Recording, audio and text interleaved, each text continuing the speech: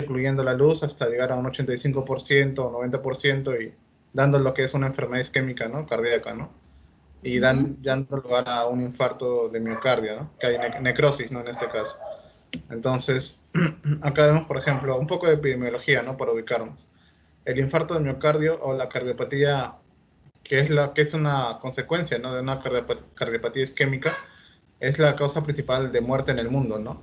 Es la causa principal de muerte en el mundo actualmente, ¿no? Y antes también. Entonces vemos que es una enfermedad muy importante, muy relevante, ¿no? Actualmente. Pero en el Perú no ocupa el primer lugar, ¿no? Sino todavía está en tercer puesto, más o menos, en el año 2011, ¿no? Porque en Perú todavía hay prevalencia de enfermedades transmisibles todavía. Y vemos que todavía, ajá, y ahí vemos que en este caso en el Perú sí hay, a veces contamos con podemos llegar a salvar al paciente, ¿no? En el caso con un tratamiento oportuno, ¿no? Bueno, se registraron 1.609 casos de infarto agudo de miocardio. La mayoría, el 62,8% es varones, mujeres solamente el 27,2%, de los cuales 1.345 procedían de Lima, ¿no? La mayor cantidad está en Lima y la provincia solo el 16,4%. Principalmente en salud, ¿no? Hay 55,1%, MINSA 14,1%, las clínicas 8,3%, Fuerzas Armadas 6,1%, ¿no? Entonces, vemos que la mayor cantidad de infartos se da en los varones, ¿no? No sé si te das mucho. Acá vemos, por ejemplo, en qué lugares se dieron más, ¿no? Siendo el mayor porcentaje, por ejemplo, el Rebagliati, ¿no? 7:30. Sí. Sí, vaya. El Rebagliati, también el Ya. Arequipa. Okay. Bueno, el Hospital Cayetano Heredia, ¿no? Etcétera, ¿no? Alberto Salval. Vemos los distintos hospitales afectados en este caso, por la enfermedad isquémica, ¿no? El infarto de miocardio, el INCOR también, ¿no? Entonces, ¿qué más vemos acá? Bueno, estos son principales tratamientos que se les da, ¿no? Que pueden ser estatinas o inhibidores de ECA, beta-bloqueantes, calcio antagonistas, inhibidores de GP2B3A, ¿no? De la glicoproteína, etcétera. Hay distintas formas. Y ahora sí vamos a lo que me tocó, que es la etiología. La etiología, bueno, un infarto de miocardio se presenta en pacientes con una cardiopatía isquémica, ¿no? Con ya antecedentes de angina, ¿no? Que todo. El miocardio es el músculo del corazón que sufre un infarto cuando existe una enfermedad coronaria avanzada, ¿no? Que puede ir súbitamente o puede ser progresivo, ¿no? Se produce cuando una placa de ateroma que se encuentra en el interior de una arteria coronaria se ulcera o se rompe, ¿no? Causando una obstrucción del vaso sanguíneo, ¿no? También sí, ajá, se produce generalmente por una placa de ateroma, ¿no? Este infarto agudo de miocardio puede estar precedida por antecedentes de angina inestable, ¿no? O otros tipos de angina, ¿no? Que, bueno, recordemos que la angina es algo reversible, mientras un infarto ya es que el tejido, los miocitos ya no, de manera irreversible no va a llegar suficiente oxígeno, ¿no?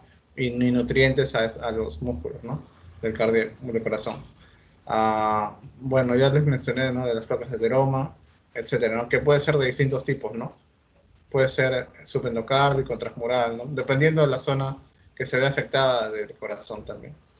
Bueno, eso es la etiología. Acá vemos, por ejemplo, que el porcentaje, ¿no? Como conforme pasen los años, la luz va siendo reducida, ¿no? Por la placa de ateroma. Esta placa tiene un centro, ¿no? Ya les voy a mencionar mis compañeros, ¿no? Un centro necrótico y también va a haber una capa fibrosa, etcétera. Pero ya esto va a estar mencionado después. Bueno, el trombo y el émbolo son la presencia de la esclerosis en un vaso sanguíneo hace que en dicho vaso existan estrechamientos, ¿no? Y se produce fácilmente un trombo también. En la placa de ateroma, por la hipertensión o por motivos, conforme pasa el tiempo, se puede formar también un trombo alrededor de este, ¿no? Que es un coágulo, ¿no? Es un coágulo que no, es un coágulo, bueno, plaquetas con eritrocitos, es fibrinógeno, ¿no? Proteínas de coagulación, etcétera. Luego este trombo puede romperse y producir lo que es un émbolo y bueno, dirigirse hacia distintos órganos, ¿no? Sea el pulmón, un émbolo pulmonar o distintos órganos en realidad. Factores de riesgo. Los principales factores de riesgo que se mencionan para el infarto agudo del miocardio son el principal, la hipertensión arterial, ¿sí? Una presión alta, ¿no? Bueno, siempre mayor de 140, etc. Colesterol alto también, mayor de 200. Tabaquismo también, el hábito de fumar se asocia mucho con lo que es un infarto por el miocardio. También es más común que en hombres y mujeres, ya les había mencionado. La hipercolesterolemia, ¿no? Un perfil lipídico aumentado, ¿no? Proteínas, lipoproteínas LDL aumentadas y HDL disminuidas, ¿no? Homocisteinemia también, diabetes mellitus. Ahorita les voy a mencionar un cuadro. Estos son los que se dicen, ¿no? Pero va a haber ahorita les voy a mencionar un cuadro también. Ingesta también, el tema que hicimos hoy, ¿no? También puede ser insuficiencia ingesta de B12, ¿no? Cobalamina, ácido fólico, etc. Enfermedad celíaca también y también obesidad, o sea, un índice de masa corporal mayor de 30, ¿no? Y una edad mayor de 50 años, mayor de 60 años. Acá vemos, por ejemplo, lo que es los factores de riesgo por un estudio. Vemos que la edad de 75 años tiene un OR de 5,6. Este es para la mortalidad, ¿no? En el hospital. En este caso, el sexo femenino tiene una mortalidad, ¿no? Mayor factor de riesgo, ¿no? De 3,6, ¿no? En este caso. La hipertensión arterial, que es muy importante también. Diabetes mellitus tipo 2 solamente se considera como, bueno, acá sí lo han tomado en cuenta, ¿no? Una diabetes mellitus aumentada, no controlada, ¿no? Pero en el caso sea la diabetes mellitus controlada, no se consideraría un factor. Si es controlado, si es bien llevado, no se puede llevar no corre riesgo, ¿no? De tener un infarto tan grave si fuera no controlado. Un Killip-Kimball, que es una estadificación de grado 4, ¿no? Ya corre una mortalidad, ¿no? Por cardiovascular, infartos, etcétera, ¿no? Ondas T positivas, una creatinina también aumentada y una fracción de eyección de ventrículo izquierdo también aumentada, ¿no? Bueno, estos son los factores de riesgo, ¿no? Que están asociados con el infarto del miocardio también. Y los factores de protección, se dice que las mujeres que usan esas pastillas suelen presentar una mente leve de riesgo de infarto del miocardio, ¿no? Pastillas anticonceptivas. El hábito de fumar, ya les he mencionado. La inflamación es la inflamación es un paso importante, ¿no? En este proceso de formación de la placa ateromatosa, ¿no? Y el trombo después. Entonces, se dice que la proteína C reactiva es un marcador sensible, ¿no? De la inflamación. Ciertos fármacos también utilizados en el tratamiento del miocardio pueden reducir los niveles de proteína C reactiva, ¿no? Hay fármacos que pueden reducir esta inflamación y puede ser un factor protector, ¿no? Si disminuimos el hábito de fumar también, disminuir el uso de pastillas anticonceptivas también, según. También se ha relacionado con la enfermedad periodontal, ¿no? Con la coronariopatía, ¿no? De las arterias coronarias. Siendo la periodontitis también es muy común, ¿no? Sí. Ciertas bacterias también se han relacionado, bueno, como ya hay enfermedades, ¿no? De la periodontitis, ¿no? Que puede producir, puede relacionarse con lo que es el infarto de miocardio. Acá lo explican, ¿no? ¿Por qué? Porque esto aumenta la proteína C reactiva, etcétera, ¿no? Y esto induce la inflamación que va a hacer que el vaso que aumente la inflamación en ese vaso, ¿no? Que le haya una disfunción endotelial, y luego ya va a explicar los mecanismos fisiopatológicos mis compañeros. Eso sería todo, gracias. Ese es mi tema. Ahora va a pasar mi otro compañero. Buenas tardes, doctora. Voy a compartir mi pantalla.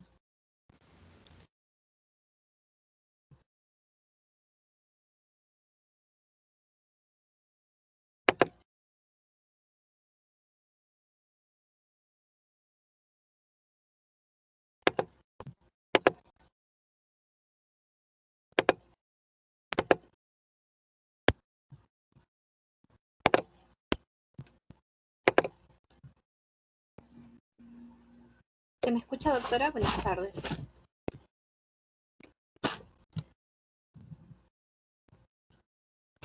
Sí, se escucha. Ya, gracias. Bueno, soy Nelly Arias Carguas.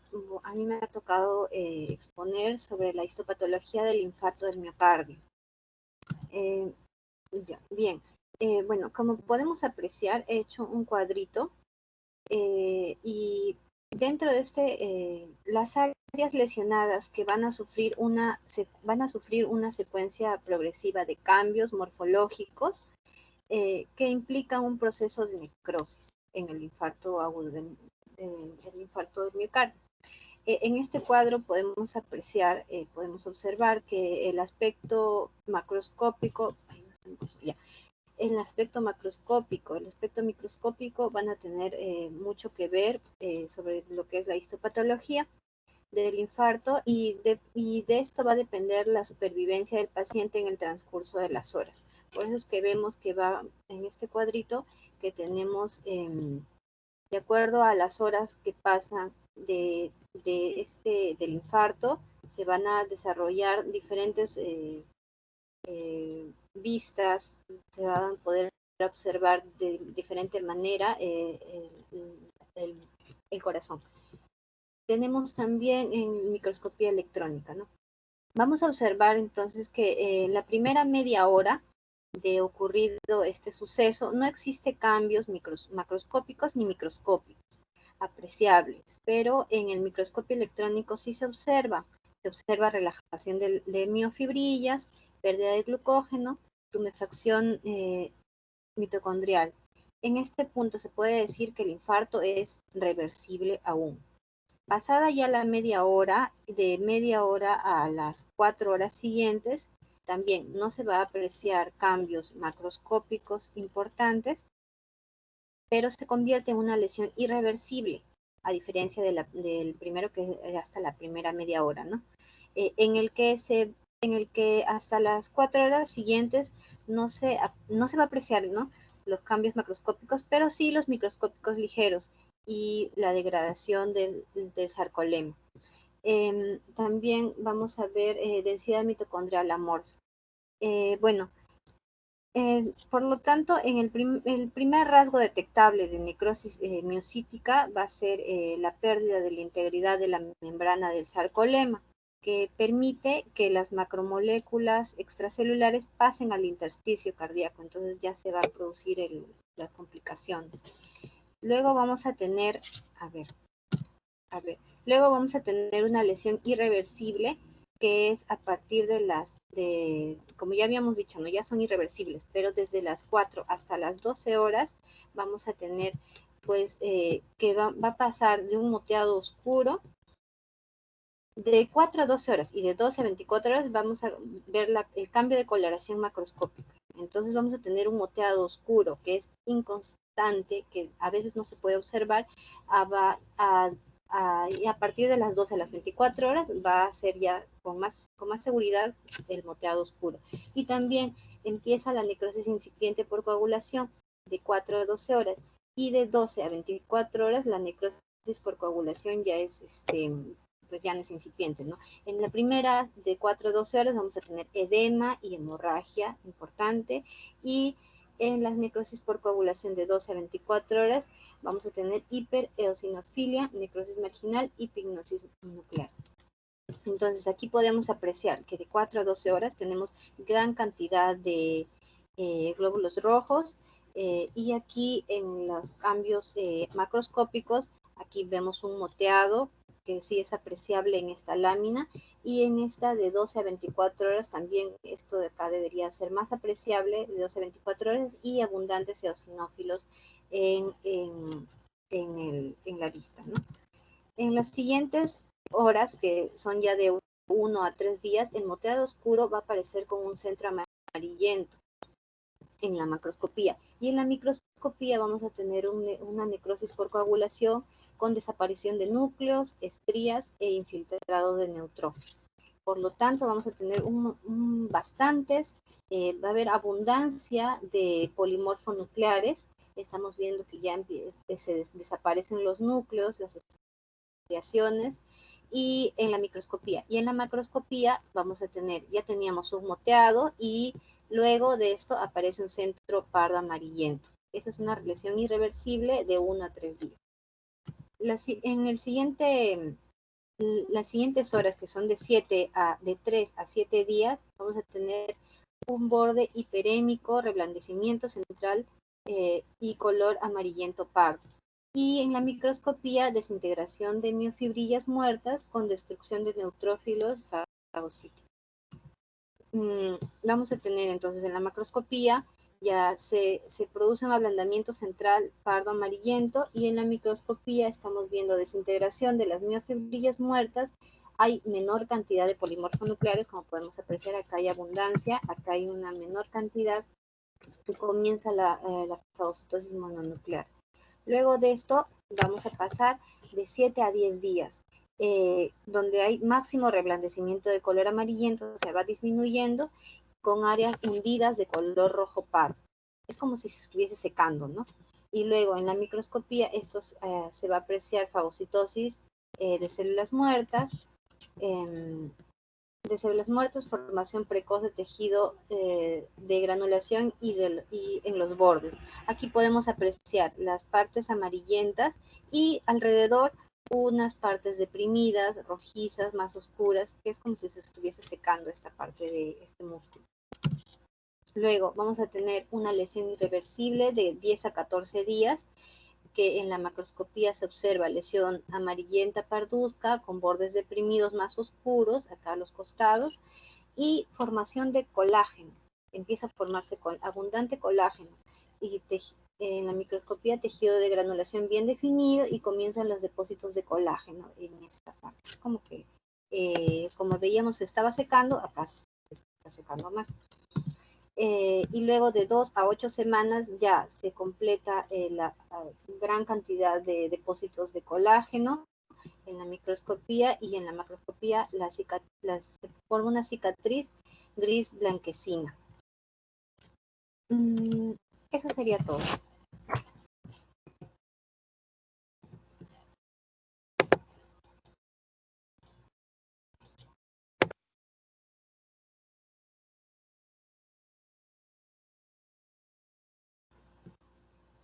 ¿Están ahí, chicos? Sí, ¿ven mi pantalla? Sí, sí se ve. Sí. Sí, sí se ve. Ya, doctor. Buenas tardes con todos. Hoy voy a hablar acerca de infarto de miocardio, patogenia y fisiopatología. Bueno, antes que nada quisiera, es como un cuadro general, ¿no? Que habla en sí para ubicarnos más que nada, de la cardiopatía isquémica, ¿no? Hay dos tipos, ¿no? Una es la crónica, la forma crónica, y la forma aguda. La forma crónica vendría a ser la angina estable, y la forma aguda vendría a ser el síndrome isquémico coronario agudo, ¿sí? Así por mencionarles, la forma crónica, bueno, se caracteriza por un dolor opresivo precordial, ¿no? Que se irradia al brazo izquierdo, a la mandíbula y al epigastrio. Y bueno, es desencadenado por esfuerzo físico e incluso estrés emocional. Y la forma aguda lo clasificamos con el EKG, ¿no? Con el ST, o sea, puede haber sí, doctora, disculpe, no. Está bien. Ya. El ST no elevado, nivel de ST no elevado. Acá se caracteriza porque un trombo pequeño obstruye el vaso sanguíneo, y el ST elevado, ¿no? Que ya es una emergencia, porque hay una obstrucción total. Entonces, cuando me hablen de ST no elevado, tenemos dos tipos: la angina inestable y el infarto de miocardio sin onda Q. ¿Ya? La angina inestable, acá solo hay una hipoperfusión, o sea, no hay necrosis. En cambio, en el infarto de miocardio, ya casi en esos dos, en el infarto, en el sin onda Q y en el con onda Q, sí hay necrosis. Solo que esta es una parcial, ¿no? Y esto ya es, como es de emergencia, ya vendría a ser total. Incluso se llama también transmural o subepicárdico, y este se llama subendocárdico, porque hay necrosis en la zona endocárdica. Y bueno, y por mencionar la angina atípica, ¿no? ¿Quiénes pueden tener angina atípica o quiénes hacen angina atípica? Bueno, son las mujeres, ¿no? Mujeres con diabetes mellitus, y también tienen que son adultos mayores. Bueno, eso es más que nada para ubicarnos, ¿no? De lo que vamos a hablar, ¿no? El infarto de miocardio subendocárdico y el infarto de miocardio con onda Q transmural o subepicárdico. Se me fue el nombre, ya. Sigamos. Bueno, acá vamos a hablar un poco de la aterosclerosis, ¿no? Su fisiopatología. Tenemos que recordar que algunos factores de riesgo son la diabetes, la hipertensión arterial sistémica, ¿no? La hiperlipidemia, el consumo de tabaco, predisposición genética, que también es importante, ¿no? Que es un factor importante para desarrollar aterosclerosis. La diabetes, ¿por qué? Porque tiene productos de glicosilación avanzada, que son sustancias tóxicas, que son derivados del que la glucosa se metaboliza excesivamente. Y también tenemos la hipertensión arterial sistémica, que se explica porque esta provoca como un estrés hemodinámico, ¿no? Es que la presión que generan las moléculas de sangre, ¿no?, contra las paredes de las arterias, esto va a generar el estrés hemodinámico. Va a generar lesiones endoteliales, y esto, cuando se cronifica, ya va a generar lesiones endoteliales. Bueno, el segundo paso vendría a ser la disfunción endotelial, ¿no? Que acá hay un aumento de la permeabilidad, ¿no?, en el endotelio, y hay adhesión de los leucocitos, ¿no?, citoquinas, factores de coagulación, y hay una migración de los monocitos, ¿no? Estamos en el torrente sanguíneo, entonces están circulando los monocitos y también circulan las LDL y todo. Pero ¿por qué no nos hace daño ahí? Porque nosotros tenemos sustancias antioxidantes, ¿no?, que como que neutralizan. En cambio, ya cuando puede haber, no sé, alguna lesión o alguna disfunción, que ya es cuando ya se cronifica, estas salen, ¿no? Las LDL salen porque aumentan la permeabilidad del endotelio, y acá ya en la túnica íntima ya se oxidan y se vuelven más tóxicas, ¿no?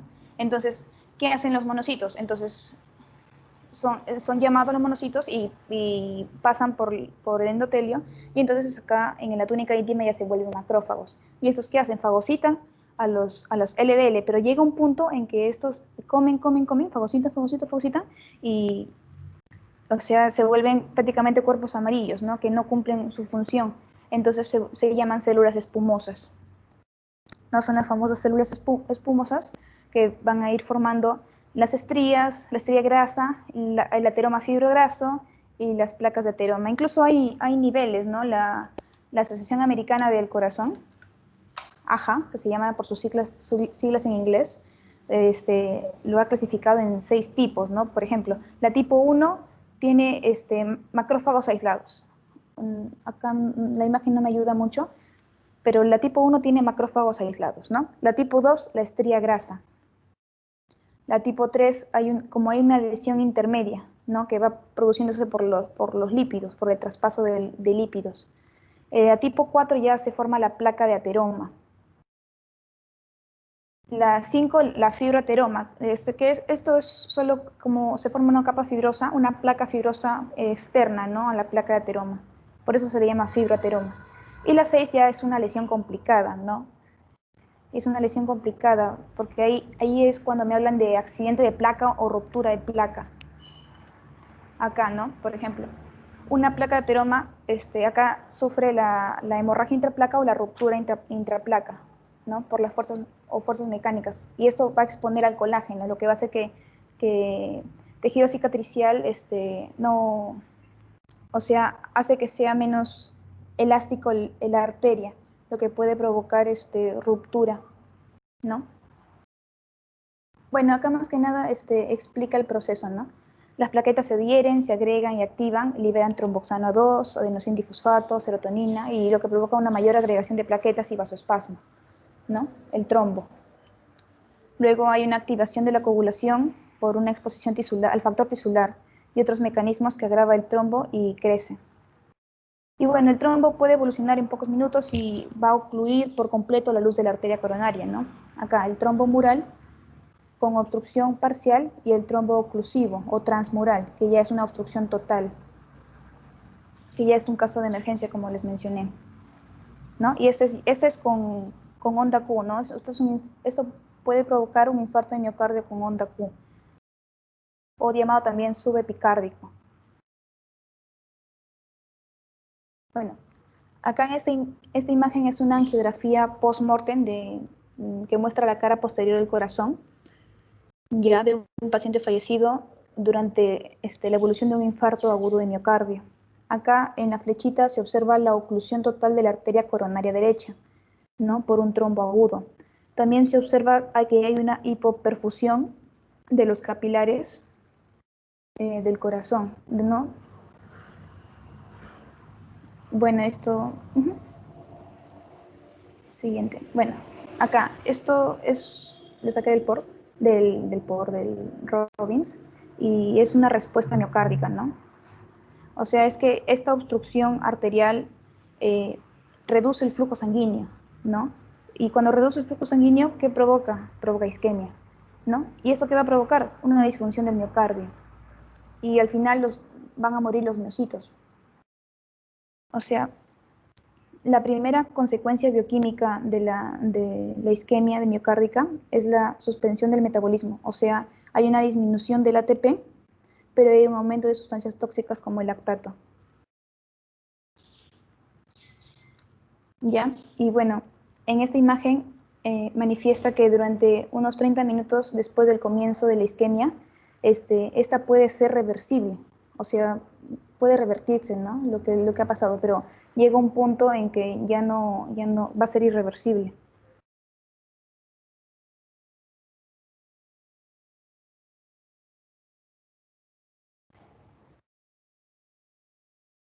Ya.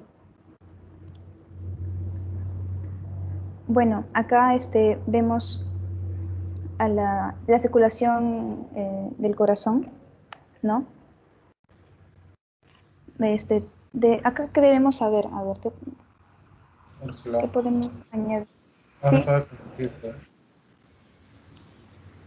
¿No ven mi pantalla? Has dejado de compartir. No se ve. Comparte. Ya. Ya está. Sí, lo siento. Lo siento, ya. Bueno. La rama, tenemos a la rama descendente anterior izquierda, ¿no? Esta rama descendente anterior izquierda va a irrigar la mayor parte de la punta del corazón, ¿ya? O sea, la pared anterior del ventrículo izquierdo. Esa es la parte anterior. También, y los 2/3 anteriores del tabique interventricular. La arteria coronaria, acá no se ve, sería esta. Ya, la arteria coronaria, sea la arteria coronaria derecha o la circunfleja izquierda, va a irrigar al tercio posterior del tabique, y eso se le llama, como dice el libro, dominante. Bueno, en una circulación, cuando hay una circulación dominante derecha, que esto está presente en el 80% de la población, las personas con la arteria coronaria derecha, o sea, va a irrigar a toda la pared ventricular. La arteria coronaria derecha va a irrigar a toda la pared ventricular. Y también va a irrigar la pared basal, la posterior basal del ventrículo izquierdo. Y el tercio posterior del tabique interventricular. Y la circunfleja izquierda va a irrigar la pared lateral del ventrículo izquierdo. Bueno, quería explicar un poco esto. Cuando hay un aumento de la onda ST, o sea, si les dicen que hay un aumento de la ST, entonces, y te dan las derivaciones B3 y B4, estos van a medir la cara anterior del corazón. ¿Y qué arteria puede estar comprometida, no? Entonces, nosotros vamos a decir la arteria descendente anterior. ¿Y quién irriga la cara anterior? Pues la arteria descendente anterior. También hay un aumento de la ST con la derivación 1, ¿no? Y esto, la ABL mide o va a ver la cara lateral del corazón, ¿no? ¿Y quién irriga la cara lateral del corazón? La arteria circunfleja. Así en términos generales. También me dicen, hay un aumento de la onda ST, pero me dan dos derivaciones, ¿no? La derivación 2 y la derivación 3 y el ABF. ¿Y esto qué, o sea, qué cara del corazón puedo ver con esto? O sea, que está infartado. La cara inferior, ¿no? Y la posterior. ¿O qué puedo decir? ¿Qué arteria ha comprometido? Bueno, ha comprometido la arteria descendente posterior, ¿no? ¿Y de qué arteria es rama la descendente posterior? Bueno, de la coronaria, de la coronaria derecha. La coronaria derecha va a irrigar a la cara inferior, ¿no? O diafragmática, y también a la posterior.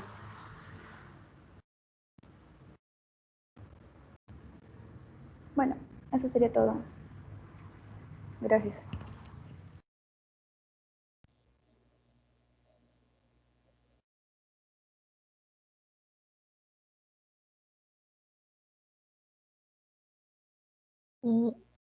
¿Se ve mi pantalla, chicos? Úrsula, Joaquín. Sí, sí se ve. Ya. Entonces, vamos a empezar. Buenas tardes, doctora y compañeros. Soy Lucero Vaca y yo les voy a hablar acerca ya de los signos y síntomas de lo que han venido hablando mis compañeros anteriormente, de lo que es el infarto. Entonces, es importante conocer los signos y síntomas, ya que, como ya lo mencionaron mis compañeros, el infarto se puede, de una u otra manera, podemos prevenirlo, podemos detectarlo con anterioridad, y si es que nosotros tenemos una detección, un diagnóstico temprano mediante estos signos y síntomas, obviamente vamos a evitar que se dé un paro y pues por consiguiente la muerte del paciente. Entonces, empezamos con los síntomas. Me olvidé de poner la animación aquí porque no sé por qué, pero bueno. En realidad, en estos signos yo quería resaltar el más importante, el que está ahí en la estrellita justamente, el cual es el dolor, ya que se le llama el síntoma cardinal, porque todos los pacientes que tienen un infarto o que están próximos a un infarto, que están próximos a un infarto, pues tienen el dolor. Entonces, este es el principal, como el que se lleva la atención de todos los signos, es el dolor. Lo he puesto en estrellita porque luego vamos a ver cuáles son las características más importantes y por las cuales nosotros podemos distinguir este dolor, porque no es un dolor común y corriente. ¿Ok? Muchos lo pueden confundir, pero hay que por eso separarlo para verlo detalladamente. Dentro de los signos tenemos también a la disnea, ¿no? Y en esto es importante resaltar, pues, que nosotros recordamos que la mayor parte de las vísceras que están dentro de nuestro organismo, como el corazón, algunas vísceras van a estar influenciadas por el nervio vago, ¿no? Además, no sé si recuerdan un poco de la fisiología respiratoria al momento de la ventilación, el diafragma al momento de contraerse para que se pueda expandir el tórax y también para que se pueda contraer. Entonces, en esos movimientos vamos a necesitar pues del nervio vago, ¿no? Es por ello que la persona va a tener cierta dificultad para respirar porque no va a poder el diafragma realizar un movimiento adecuado. Entonces no va a haber ni contracción ni distensión del tórax, ¿no? Entonces hay disnea también porque el dolor es tan intenso que el paciente va a tener esta dificultad respiratoria, ¿no? De poder ventilarse, de poder respirar. En cuanto a los síntomas vegetativos, tenemos pues, o conocemos a los síntomas neurovegetativos, a aquellos pues que van a estar influenciados justamente por el vago, ¿no? Que les había hablado. Entonces, cuando surge un problema del corazón, en respuesta a este problema, en este caso, el sistema digestivo se va a activar y al momento de activarse va a generar una serie de descargas simpáticas. Entonces nosotros recordábamos que lo simpático provocaba ciertas características, como por ejemplo las náuseas, los vómitos, la sudoración excesiva también. Entonces hacía que el sistema esté así, alerta. Entonces, eso es una de las características también. Entonces, si nosotros tenemos a un paciente que viene con un dolor, así como si le hubiera caído un carro encima, porque eso es lo que manifiestan algunos. Viene con disnea, tiene náuseas y sobre todo tiene la sudoración excesiva, es momento de ponernos alertas y llevarnos ya a un centro hospitalario, ya que lo pueda atender con cierto tratamiento farmacológico o etcétera. Entonces es bueno reconocer también esto. También los pacientes se sienten angustiados, se sienten ansiosos porque el dolor es insoportable, de verdad. Hay mareos, algunos llegan a perder la conciencia en un tiempo breve. También tienen sensación de que ya se están muriendo, están muy débiles. La frecuencia cardíaca aumenta y esto se explica porque obviamente el sistema está bastante alerta, ¿no? El sistema simpático está en todo alterado, ¿no? Hay hipotensión porque obviamente tiene que compensar esa parte que se está infartando, esa parte que está llena la arteria del ateroma, de todo lo que está ahí que está ahí interfiriendo el pase de la sangre, pues obviamente hay hipotensión, los vasos se relajan y pues de esta manera puede ir también más rápido, puede fluir la sangre hacia ese lugar.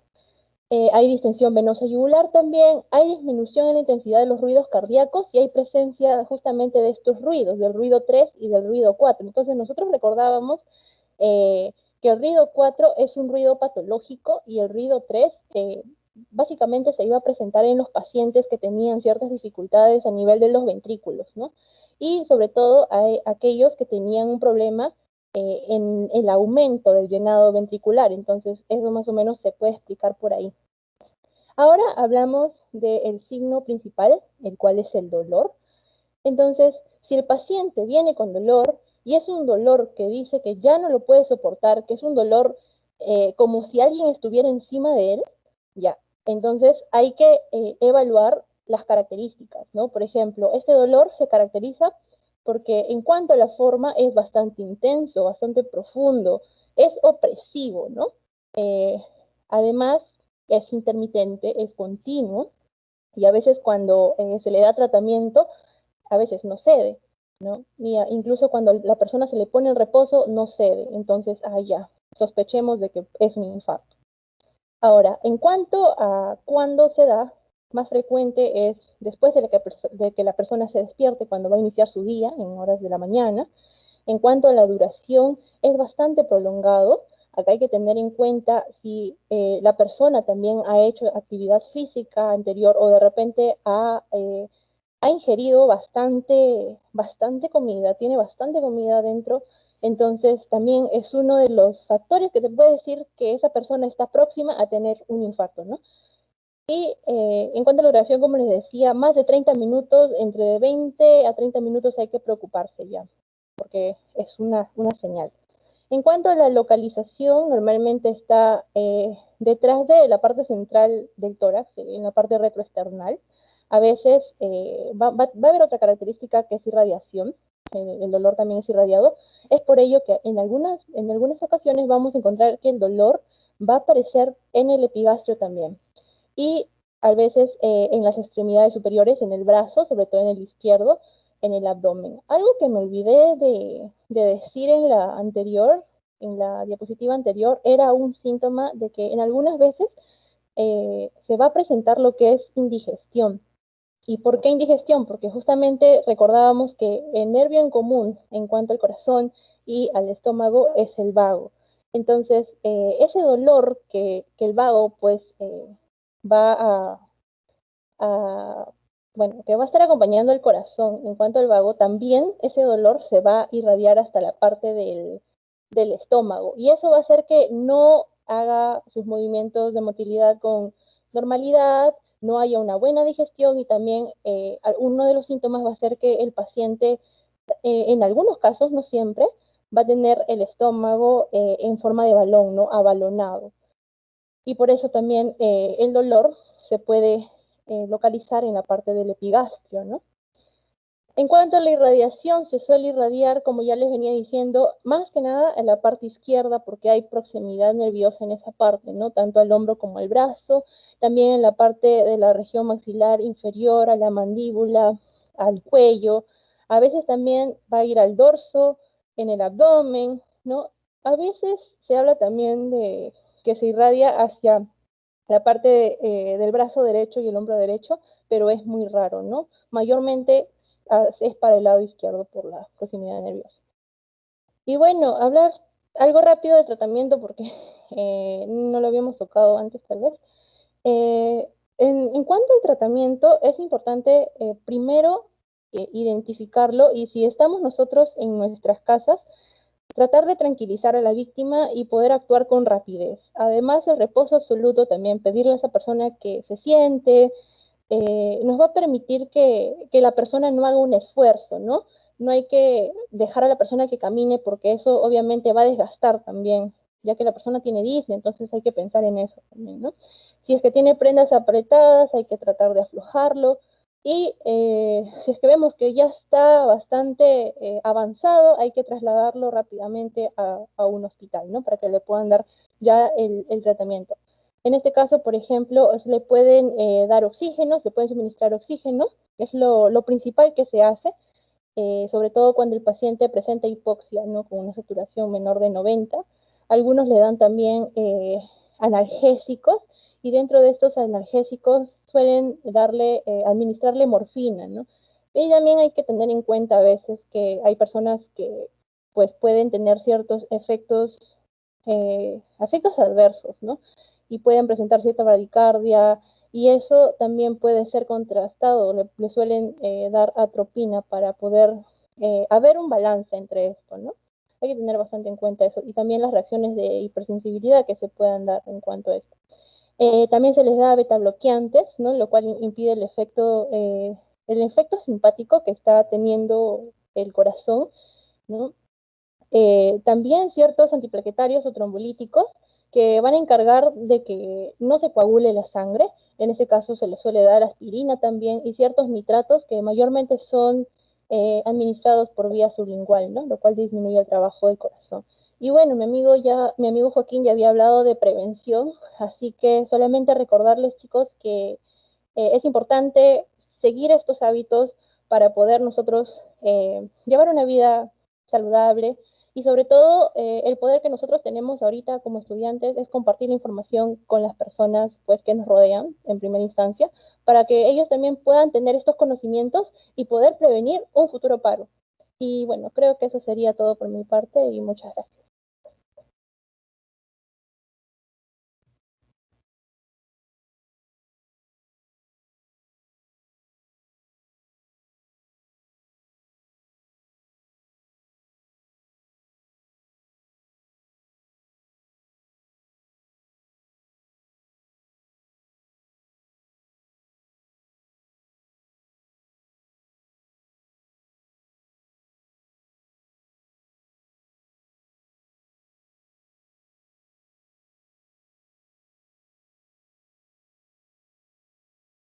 Buenas tardes, doctora. Buenas tardes, compañeros. ¿Se ve mi pantalla? Sí, se ve. ¿Se me escucha? Sí, ¿verdad? Sí. Ok, gracias. Doctora, buenas tardes. Buenas tardes. Sí. Mi nombre es Almeida Ramírez Perolí y vamos a hablar acerca de lo que es el diagnóstico del infarto agudo de miocardio.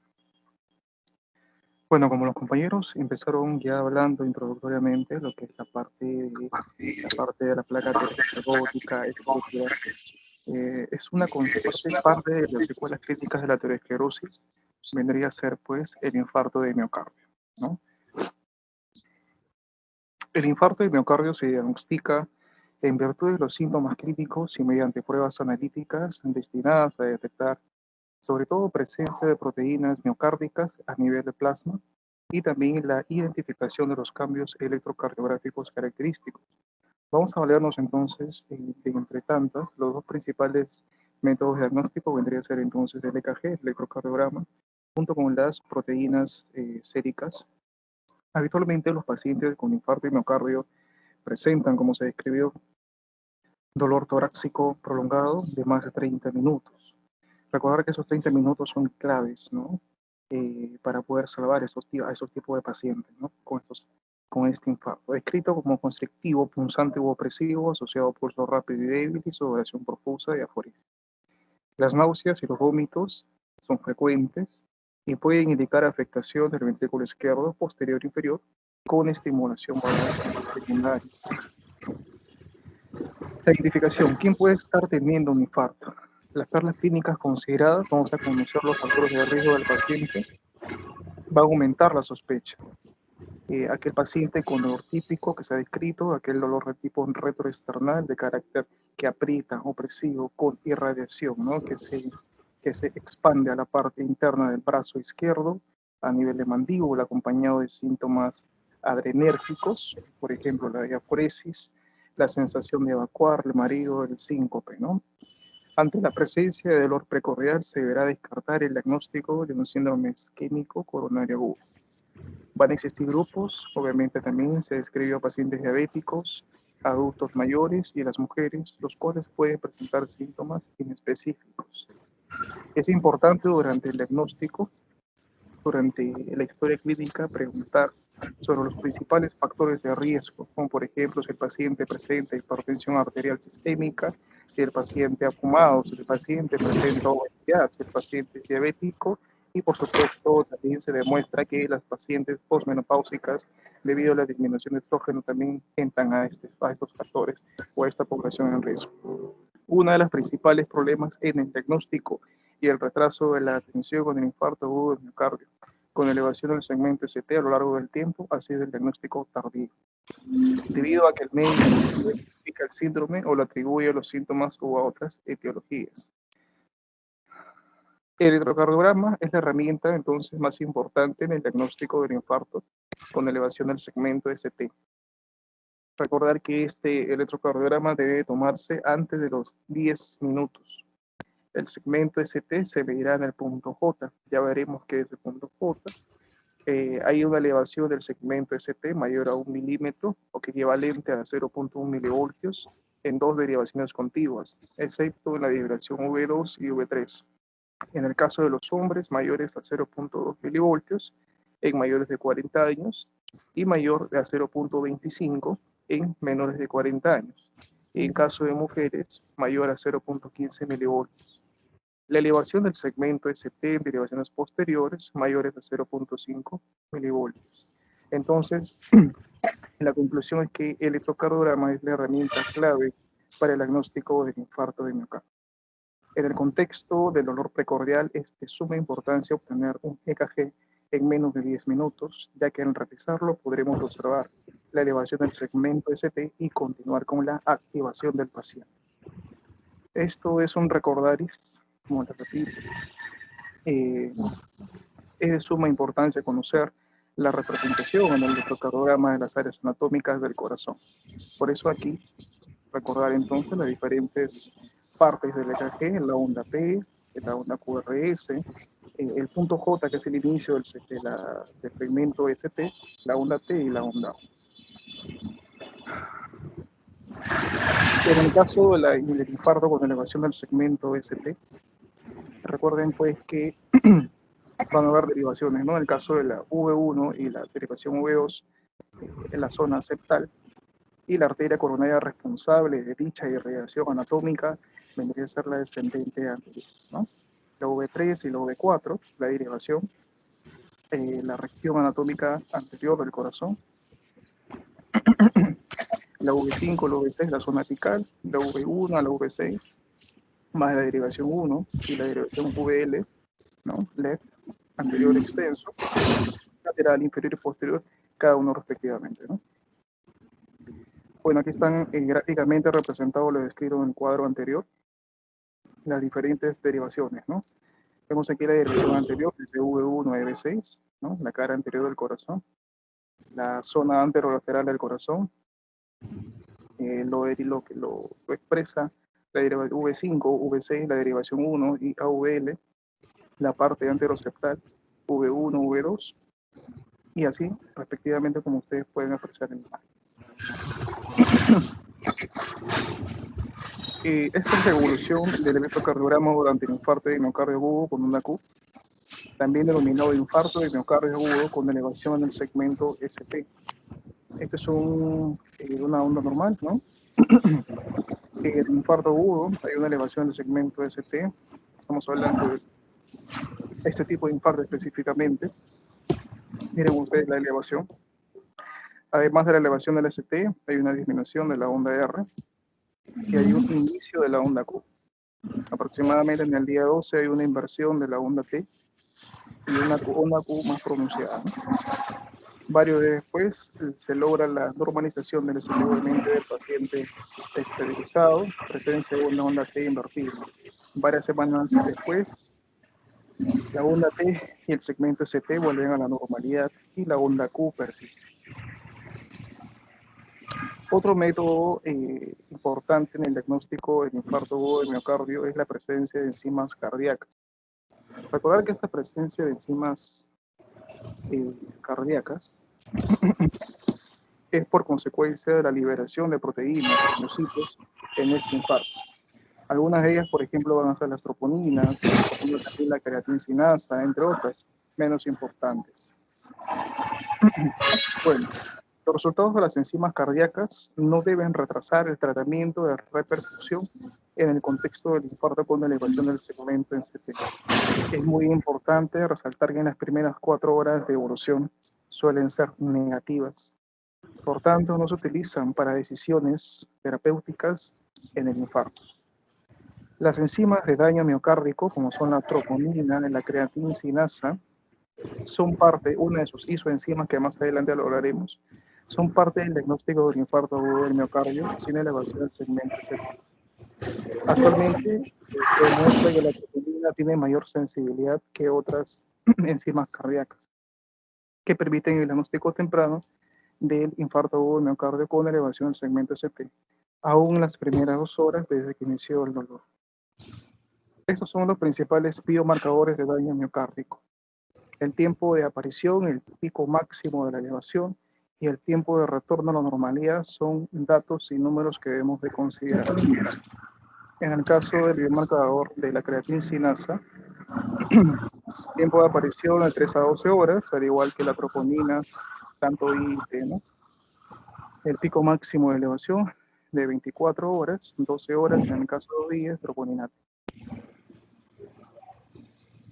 Estos marcadores séricos del infarto, recuerden que la necrosis del tejido miocárdico provoca la ruptura del sarcolema. Recuerden que el sarcolema es el nombre que recibe la membrana celular en el músculo.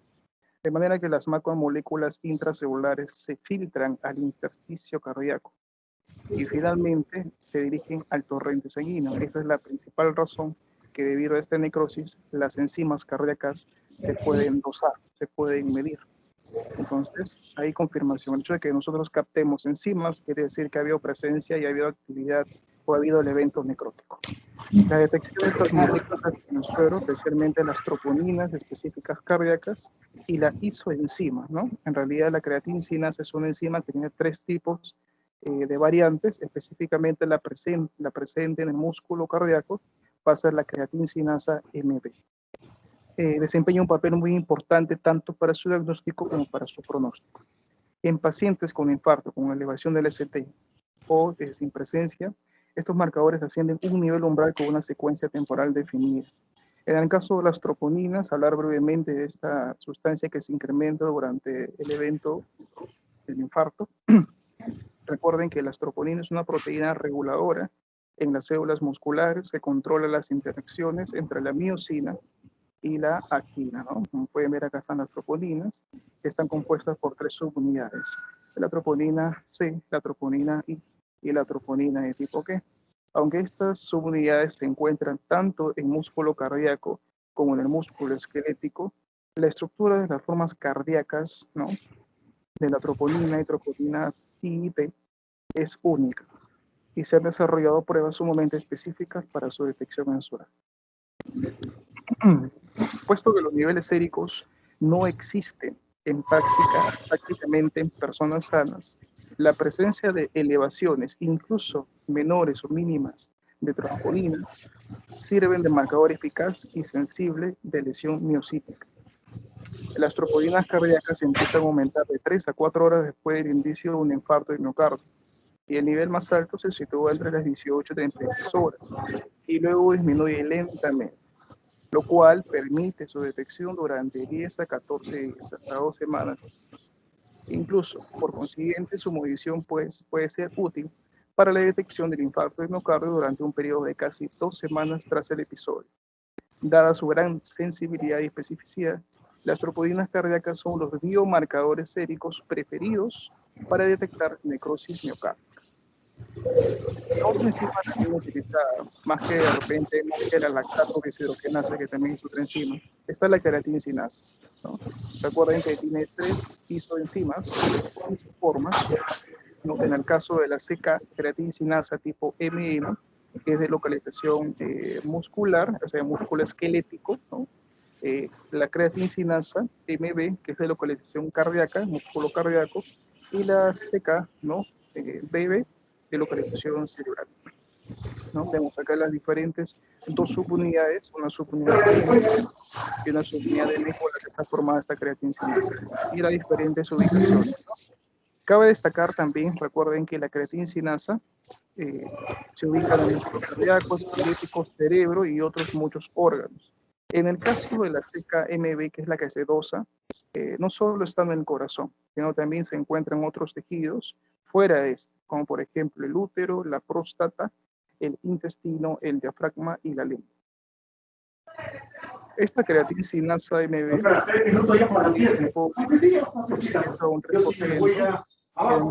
y si hay ausencia, esto hay que tener muy en cuenta, ¿no? Generalmente también la creatinsinasa isocima MB también se puede incrementar frente a traumatismos. Entonces, si este paciente no presenta traumatismos, entonces esta elevación CKMB es un síntoma extremadamente indicativo de lesión miocárdica. Para facilitar el diagnóstico de infarto de miocardio con este marcador, es frecuente calcular el cociente también de CKMB y el total de CK. Entonces, si nosotros dividimos, ¿no? La cantidad de creatinsinasa cardíaca entre el total de creatinsinasa, para poder uno indicar que hay lesión miocárdica, este porcentaje a multiplicarlo por 100 debe de ser mayor de 2,5%, ¿no? Frente a ese porcentaje, estaríamos frente a una lesión miocárdica, y si fuera inferior a esta cifra, si la elevación de CKMB es de otro, probablemente otro origen. Y no estaremos frente a un infarto. El nivel sérico de CKMB empieza a aumentar, como les repito, de 3 a 8 horas después del infarto, alcanza un valor máximo a las 24 horas y regresa a la normalidad entre 48 y 72 horas. Acá está una comparación entre el pico máximo de las troponinas y la creatinsinasa de tipo cardíaco. Este es digamos, la explicación, lo que permite, pues, lo que permite la explicación del dosaje de las enzimas. Este tipo de enzimas, entonces, frente al infarto agudo de miocardio, ¿no? O sea, el inicio del infarto, vemos aquí a la miosina, a la actina, y obviamente al hacer esta membrana, pues, estas proteínas empiezan a derivarse del intersticio. Inmediatamente, al haber necrosis, estas proteínas a nivel de intersticio pasan a la circulación sanguínea, y por eso que se puede, pues, ahí usar. No solamente está la troponina, sino también la creatinsinasa, y entre otras menos específicas como la hemoglobina, la lactato deshidrogenasa. Aquí, por ejemplo, vemos un cuadro comparativo, ¿no? Entre la troponina, creatinsinasa cardíaca y la mioglobina. Recuerden que solo tenemos 90 minutos para salvar una vida, y la importancia de la reperfusión y el tratamiento a tiempo, ¿no? Bien, sería todo. Muchas gracias.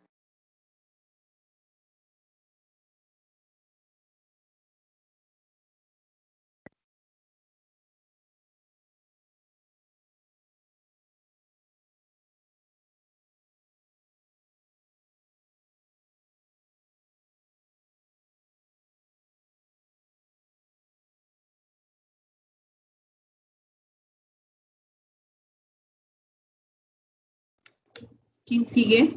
Ya no hay nadie. Todos pusieron los del grupo. Sí, cierto. Todos los del grupo. Ya. Bueno, está bien. Justamente ustedes han hecho una exposición muy interesante acerca de cómo diversos factores intervienen, ¿no?, en el manejo del infarto, ¿no?, que son pruebas necesarias para luego evaluar frente a qué tipo de infarto estamos, ¿no?, de un agudo, reciente, y cómo vamos a poder manejar a ese paciente, ¿no? Aparte de tomar el electrocardiograma, sino por sus dosajes bioquímicos, ¿no? Y poder ver el grado de daño que puede haber sufrido en la fibra miocárdica, o si va a tener una recuperación muy rápida, ¿no? Entonces, eso es importante, lo que ha expuesto tu compañero, los últimos que han expuesto, ¿no? Ya viendo un poco, aparte del hemograma, evaluando en sí por las dosajes que se han pedido, ¿no? Entonces, sí, como le digo, la parte de infarto vamos siempre a tener que revisar, siempre está en constante, aparte de conocer en sí la fisiopatología de la enfermedad, lo que varía a veces el manejo en sí en tomar el tratamiento que puede seguir un paciente, ¿no? Para poder rehabilitarlo y ver la magnitud del problema. De repente, después de un tratamiento podemos hacer que el paciente se reincorpore y realmente revierta el daño ocasionado, ¿no? Y que no sea mayor para tratar de que el paciente pueda continuar con una vida activa. O de lo contrario, pues tendremos que el paciente va a pasar cada vez a unidades de cuidados intensivos con mayor riesgo de perder la vida, ¿no? Entonces, sí, cómo intervienen en sí los dosajes, la evaluación y la dedicación que tenemos que tener para hacer un seguimiento del paciente, porque no es paciente que le podemos, o podemos obviar algunos pasos para quedar, pues, en hacerlo el día de mañana o pasado, ¿no? Tenemos una monitorización constante en una unidad, ¿no?, intensiva para tratar de recuperar a nuestro paciente del infarto. Muy bien, chicos. Han hecho una revisión bastante breve, pero muy buena, muy buena. Y el siguiente seminario que nos toca. ¿Sí? El siguiente seminario, ¿qué tema toca después del infarto? Linfoma no Hodgkin, doctora, buenas tardes. Ah, ya, linfoma no Hodgkin. Ya, linfoma no Hodgkin. Está bien. Y una pregunta. ¿Y les han dado conversatorios? No. La delegada del grupo. ¿Les han dado conversatorios? Sí. ¿Les han dado conversatorios o no? No, todavía no. Ah, ya. Buenas noches. Para hacer ya, todavía no. Entonces, no importa, sino para buscar un seminario, un conversatorio para poder revisarlo con ustedes. Y poder cumplir también con lo del seminario.